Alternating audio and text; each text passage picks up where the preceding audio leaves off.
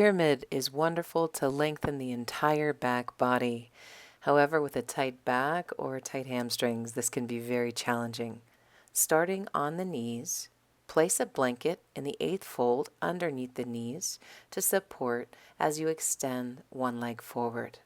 Steadying yourself here with a block underneath each hand, take your right thumb back into your right hip crease and draw it backwards. Watch that the leg doesn't turn outward. Make sure the toes still point straight up towards the sky. Return the hands back to the blocks and use that to steady yourself as you lengthen the heart forward. And then when you're ready, folding over that extended leg. You can lower down onto your hands or lower the blocks onto a lower level and stay here.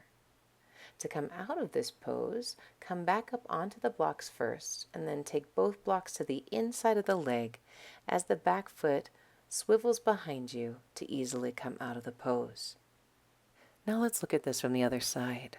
So starting on the hands and knees, we'll step the other leg forward, so in this case the left leg, coming up onto the blocks to steady, and then squaring the hips to face the foot.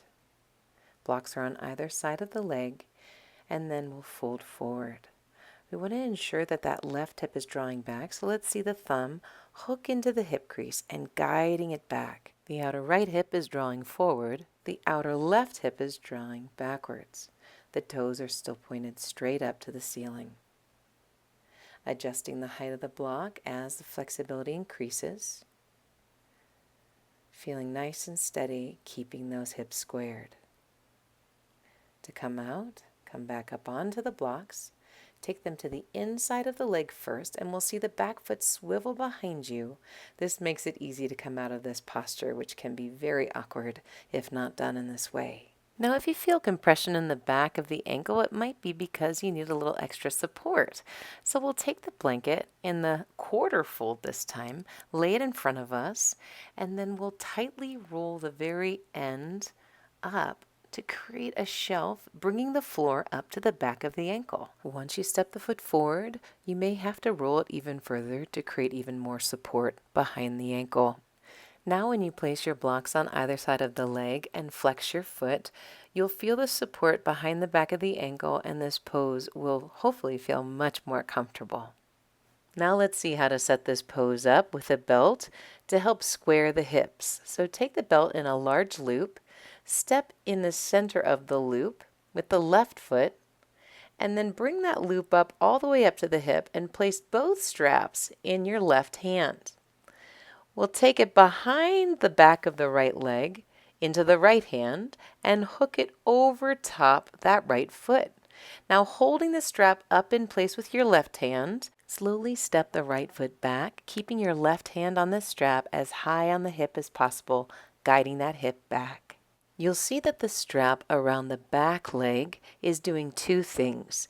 It's encouraging awareness in the foot so that the inner and the outer arches are lifting, and then also wrapping around the outer shin on that right leg to keep it engaged. To come out of this pose, slowly scoot the feet towards one another and either release the strap or just lower down onto the shins and rest.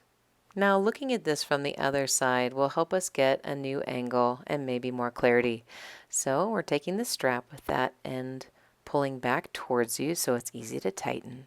Step the right foot through the belt and bring it up to the right hip, gathering both straps in your right hand, and then taking hold of the straps in your left hand behind that left leg.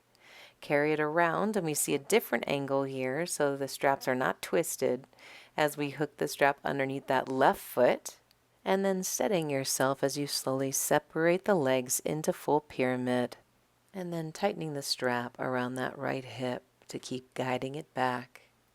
Once we have the strap as tight as we want it to be, we'll allow it to do its work as it naturally squares the hips, guiding that right hip back and the left hip forward. And we have a better angle here to see the strap around the back foot, lifting the inner and outer arch and wrapping around the outer shin to provide something for that outer shin to press into to keep the leg active. And when you're ready to come out, bringing the feet towards each other slowly, release the strap from around the legs and lower the shins and rest. Great work.